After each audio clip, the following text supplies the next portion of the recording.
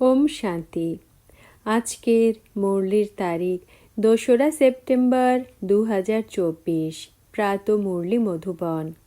মিষ্টি বাচ্চারা, যেমন তোমাদের এই নিশ্চয় রয়েছে যে ঈশ্বর সর্বব্যাপী নন, তিনি তোমাদের পিতা, ঠিক তেমনি অন্যদেরকেও বুঝিয়ে নিশ্চয় করাও, তারপর তাদের ওপিনিয়ন নাও।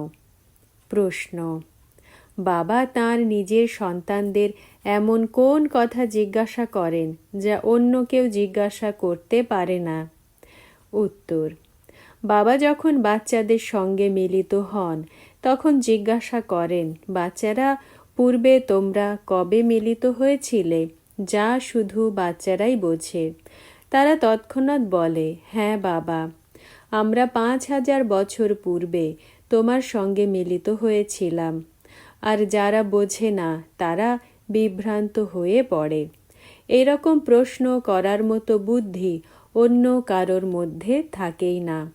বাবাই তোমাদেরকে সমগ্র কল্পের রহস্য বোঝান। ধারণার জন্য মুখ্য সার। প্রথম পয়েন্ট: যেমন বাবা আর নলেজ গুপ্ত, তেমনি পুরুষার্থ গুপ্তভাবে করতে হবে। সঙ্গীত, কবিতা ইত্যাদির পরিবর্তে নীরব হয়ে থাকাই ভালো। শান্তিতে চলাফেরা করতে করতে স্মরণ করতে হবে। দ্বিতীয় পয়েন্ট: পুরনো দুনিয়া পরিবর্তিত হতে চলেছে, তাই মোহ কাটিয়ে উঠতে হবে। একে দেখেও দেখবে না। বুদ্ধি নতুন দুনিয়ার প্রতি যুক্ত করতে হবে।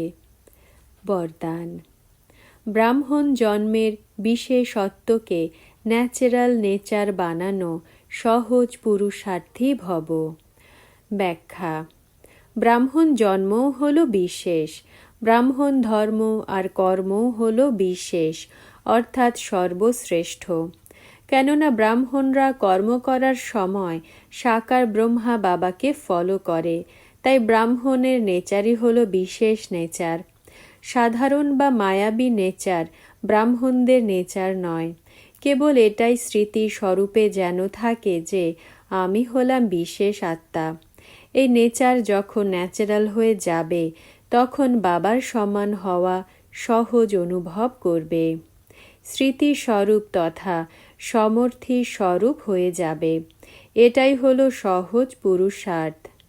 স্লোগান: পবিত্রতা আর শান্তির লাইট যে চারিদিকে ছড়িয়ে দেয় সেই হলো লাইট হাউস।